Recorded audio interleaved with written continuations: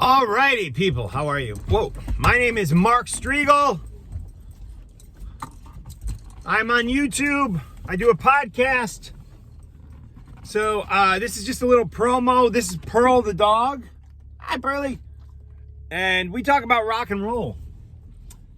Hard rock and roll for the most part. Some heavy metal. So check me out. My podcasts are Talking Metal. That's a free podcast. It hits once a week. On the Apple podcasting app and the Google podcasting app. We got the YouTube videos here. They post whenever I feel like it.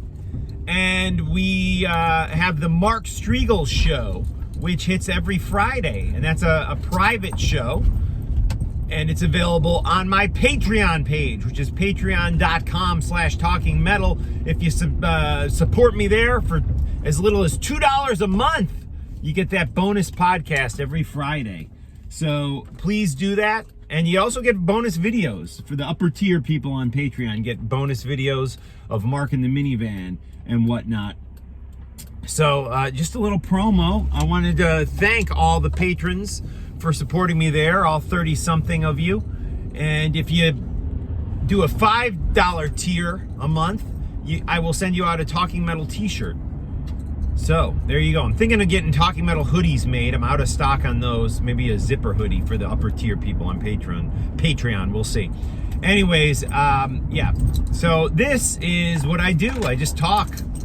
I turn the camera on sometimes with no idea what I'm going to talk about. But I did want to talk about Diamond Head. We recently had Brian Tatler on the Talking Metal podcast. Please check that out. What a great interview. Brian talked extensively about the Lightning to the Nations album, which originally was released with only 7 songs on it. It was their first record, and it was 4 of those songs went on to be covered by Metallica.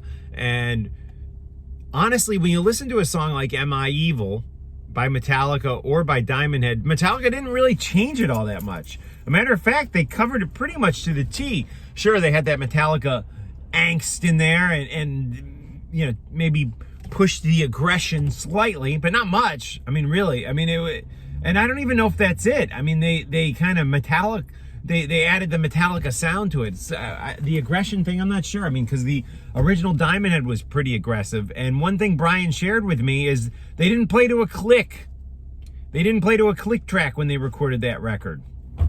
And it is, you know, and that's interesting because it gives the drummer the freedom, if you will, or the sloppiness. Some people see it as. I see it as a freedom to shift the tempo and move the tempo. And that to me always adds excitement to it. I mean, you look at Steven Adler. Maybe I'm talking out of my ass here because I don't know if they used a click for Appetite for Destruction, but it sure feels like Steven swings and moves and I always felt like, you know, Appetite for Destruction, there were so many great elements involved in that. All 5 of those guys contributed so much to that. But anyways, I'm talking about Diamond Head. But what I'm saying is the personalities of people, whether they're on guitar, I've heard people like say, well, as long as you have the vocalist, the band. No. You listen to guitar players and you listen to even bass players and drummers and all their personalities and their quirks and go into that sound. And that's what makes a great record. And that's why I honestly believe that sometimes not having a click track makes a record great. And you hear that on that Lightning for the Nations album by Diamond Head. And it is interesting that when that record came out, it wasn't celebrated by the band. They didn't really like it. You know, this is something Brian didn't really talk about in the interview. But they were all about the next record, Borrowed Time. You know, that's going to be the real Diamond Head record. I think they were kind of embarrassed by kind of the sloppiness and the things that we now love about that album that came out nearly 40 years ago. So time changes perspective. It really does. Time changes the way we view things. And we've seen this with so many bands that weren't even really popular. I mean, look at the Ramones. They never played an arena. They were like a club band. And now people have made movies and they make it seem like the Ramones were being played on the radio nonstop in the 70s. Never happened. Never happened. They were underground band. That's what made them so great. That's why they had the cult following. They were amazing, yes, but were they popular in the 70s? No. Were they influential? Yes. Were they way more popular after the fact? Yes. And we've seen that with Caius. We've seen that with Black Sabbath.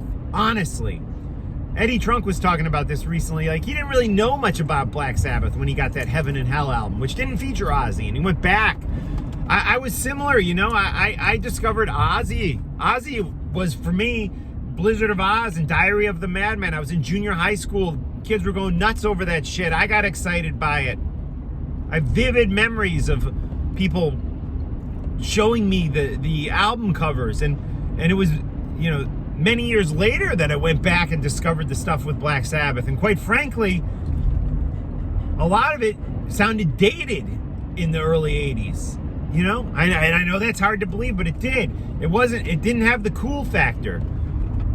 70s era Sabbath and Kiss didn't get the cool factor back, didn't get the mojo back until the late 80s when people started recognizing it. You know, there's always this 10 to 20 year cycle, you know, where the 50s are popular in the 70s, the 60s get popular in the 80s, the 70s are cool again in the 90s. I mean, that used to always happen. I'm not sure that happens anymore with the internet.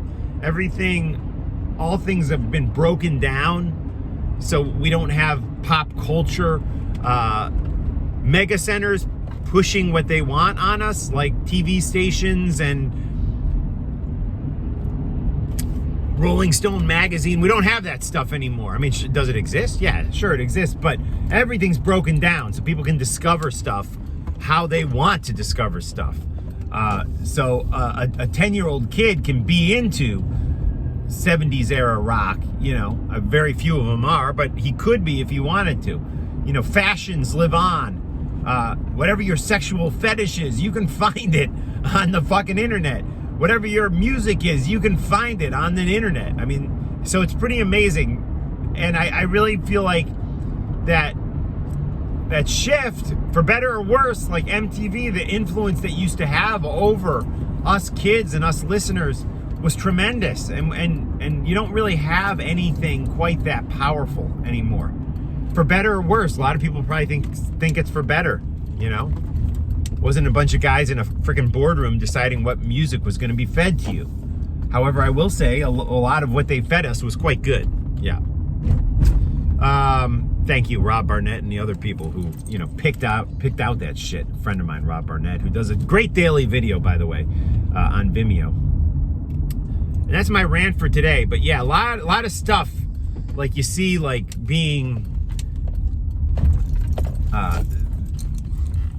reflected differently as the history reflects it differently than what actually happened. I mean, another great example, Deep Purple, the stuff they did, that short little period where David Coverdale was in the band, that stuff, everyone fucking hated it at the time, you know. And now I think because David and Glenn Hughes have kind of, they've made it their mission to popularize that stuff, it's way more respected now. I still think it sucks personally, but it's way more respected now than it was back when it actually came out, when it, quite frankly, yeah, Burn did okay, but, you know, the 2 albums after that, they just tanked. And it wasn't until they got Gillan back in 1985 that Deep Purple was back. I mean, Deep Purple crashed and burned, no pun intended, you know, in the mid 70s. But when they came back in 85, 10 years later, or was it 84? I can't remember. Perfect Strangers. I guess 84. They had the biggest selling tour of the year after Bruce Springsteen. Now remember how big Bruce Springsteen was in 84. I mean, that's how popular the Gillan era Deep Purple stuff was. And that was real. You know, that wasn't something history, and if in some ways history doesn't remember how popular the Gillan era stuff of Deep Purple and important that was. So it goes on and on. I'm rambling. That's what I do here. Time to walk the dog, right, Pearly? Let's do it.